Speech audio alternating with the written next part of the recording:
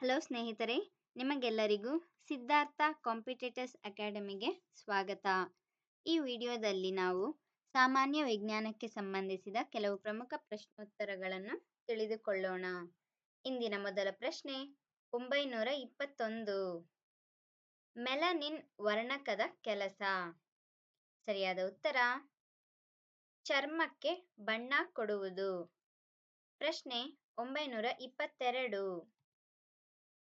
ಮೂತ್ರದಲ್ಲಿನ ನೀರಿನ ಪ್ರಮಾಣವನ್ನು ನಿಯಂತ್ರಿಸುವ ಹಾರ್ಮೋನ್. ಸರಿಯಾದ ಉತ್ತರ ಆಂಟಿ ಡೈಯುರೆಟಿಕ್ ಹಾರ್ಮೋನ್ ADH ಎಂದು ಸಹ ಈ ಹಾರ್ಮೋನ್ ಅನ್ನು ಕರೆಯುತ್ತಾರೆ. ಪ್ರಶ್ನೆ 923. ಶರೀರದ ಸಮತೋಲನ ಕಾಪಾಡುವ ಭಾಗ. ಸರಿಯಾದ ಉತ್ತರ ಸೆರಬೆಲ್ಲಂ. ಇದು ಮೆದುಳಿನ ಒಂದು ಭಾಗ. ಪ್ರಶ್ನೆ 924. ಮೆದುಳನ್ನು ಅಪಘಾತಗಳಿಂದ ರಕ್ಷಿಸುವ ದ್ರವ. ಸರಿಯಾದ ಉತ್ತರ ಸೆರೆಬ್ರೋಸ್ಪೈನಲ್ ದ್ರವ. ಪ್ರಶ್ನೆ 925. ಕಣ್ಣಿನ ಪಾರದರ್ಶಕ ಭಾಗ.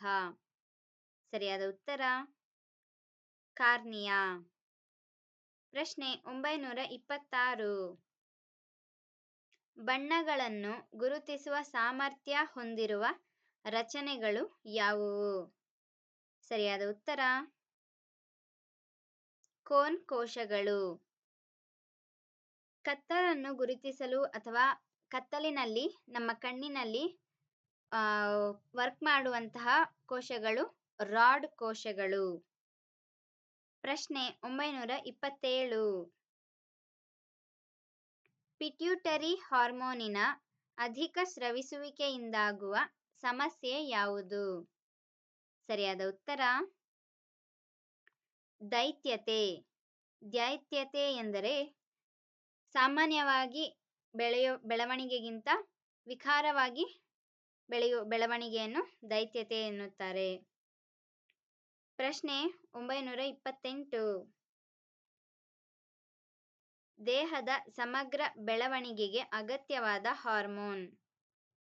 ಸರಿಯಾದ ಉತ್ತರ ಥೈರಾಯ್ಡ್. ಪ್ರಶ್ನೆ 929. ಭಯ, ಕೋಪಗಳ ಸಂದರ್ಭದಲ್ಲಿ ಸ್ರವಿಸಲ್ಪಡುವ ಹಾರ್ಮೋನ್ ಯಾವುದು? ಸರಿಯಾದ ಉತ್ತರ ಅಡ್ರಿನಲಿನ್. ಪ್ರಶ್ನೆ 930. ದೇಹಕ್ಕೆ ಶಕ್ತಿ ಒದಗಿಸುವ ಆಹಾರ ಘಟಕ. ಸರಿಯಾದ ಉತ್ತರ ಕಾರ್ಬೋಹೈಡ್ರೇಟ್ಸ್. ಪ್ರಶ್ನೆ 931. A, D, E ಹಾಗೂ K ಜೀವಸತ್ವಗಳು ಕರಗುವುದು ಯಾವುದರಲ್ಲಿ? ಸರಿಯಾದ ಉತ್ತರ ಕೊಬ್ಬಿನಲ್ಲಿ. Vitamin A, vitamin D, vitamin E ಹಾಗೂ ವಿಟಮಿನ್ ಕೆ ಈ ಎಲ್ಲ ವಿಟಮಿನ್ಗಳು ಕೊಬ್ಬಿನಲ್ಲಿ ಕರಗುತ್ತವೆ. ವಿಟಮಿನ್ ಸಿ ನೀರಿನಲ್ಲಿ ಕರಗುವಂತಹ ಜೀವಸತ್ವ. ಪ್ರಶ್ನೆ 932. ಅಪಧಮನಿಗಳಲ್ಲಿ ಕೊಲೆಸ್ಟ್ರಾಲ್ ಶೇಖರಣೆಯಾಗುವುದರಿಂದ ಉಂಟಾಗುವ ಸಮಸ್ಯೆ. ಸರಿಯಾದ ಉತ್ತರ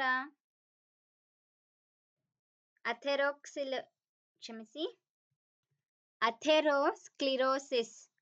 ಈ ಸಮಸ್ಯೆಯು ಅಪಧಮನಿಗಳಲ್ಲಿ ಕೊಲೆಸ್ಟ್ರಾಲ್ ಶೇಖರಣೆಯಿಂದ ಉಂಟಾಗುತ್ತದೆ. ಪ್ರಶ್ನೆ 933.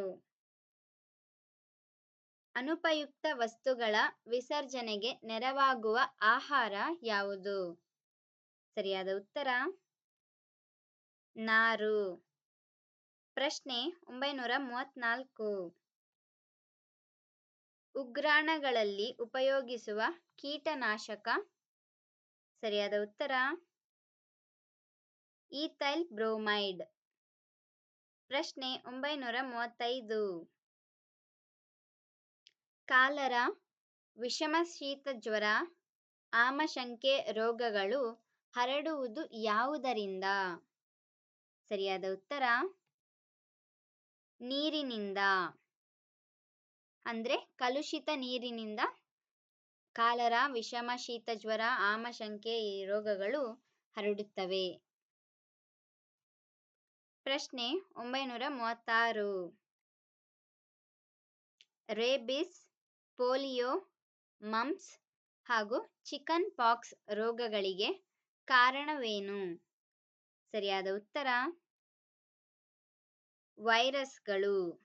ಸೊ ಈ ವೈರಸ್ಗಳಿಂದ rabies, polio, mumps, chickenpox ಈ ರೋಗಗಳು ಬರುತ್ತವೆ.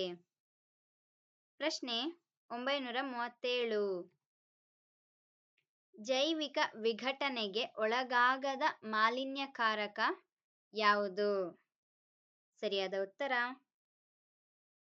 DDT ಹಾಗೂ ಪ್ಲಾಸ್ಟಿಕ್. ಇವು ಜೈವಿಕ ವಿಘಟನೆಗೆ ಒಳಗಾಗದಂತಹ ಮಾಲಿನ್ಯಕಾರಕ ವಸ್ತುಗಳು. ಪ್ರಶ್ನೆ 938. ಕೈಗಾರಿಕಾ ಪ್ರದೇಶಗಳಲ್ಲಿ ಆಮ್ಲ ಮಳೆ ಉಂಟಾಗಲು ಕಾರಣ? ಸರಿಯಾದ ಉತ್ತರ ಸಲ್ಫರ್ ಮತ್ತು ನೈಟ್ರೋಜನ್ ಆಕ್ಸೈಡ್ಗಳು ಮಳೆ ಹನಿಗಳೊಂದಿಗೆ ಸೇರಿ ಆಮ್ಲ ಮಳೆ ಉಂಟಾಗುತ್ತದೆ. ಪ್ರಶ್ನೆ 939.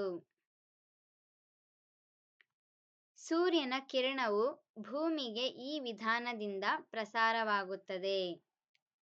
ಸರಿಯಾದ ಉತ್ತರ ವಿಕಿರಣ. ಪ್ರಶ್ನೆ 940. ಶಾಖದ ಮುಖ್ಯ ಆಕರ? ಸರಿಯಾದ ಉತ್ತರ ಸೂರ್ಯ. ಇಲ್ಲಿವರೆಗೂ ಈ ವಿಡಿಯೋ ವಾಚ್ ಮಾಡಿದ್ದಕ್ಕೆ ನಿಮಗೆಲ್ಲರಿಗೂ ಧನ್ಯವಾದಗಳು ಸ್ನೇಹಿತರೆ. ಈ ವಿಡಿಯೋ ನಿಮಗೆ ಇಷ್ಟವಾದಲ್ಲಿ ಲೈಕ್ ಬಟನ್ ಅನ್ನು ಪ್ರೆಸ್ ಮಾಡಿ, ಈ ಚಾನಲ್ಗೆ ಸಬ್ಸ್ಕ್ರೈಬ್ ಆಗಿ ಹಾಗೂ ಈ ವಿಡಿಯೋವನ್ನು ನಿಮ್ಮ ಸ್ನೇಹಿತರೊಂದಿಗೆ ಹಂಚಿಕೊಳ್ಳಿ. ಈ ಎಲ್ಲ ಮಾಹಿತಿ ನಿಮಗೆ ಉಪಯೋಗವಾಗುತ್ತದೆಂದು ತಿಳಿದಿದ್ದೇನೆ. ಮತ್ತೊಮ್ಮೆ ನಿಮಗೆಲ್ಲರಿಗೂ ಧನ್ಯವಾದಗಳು.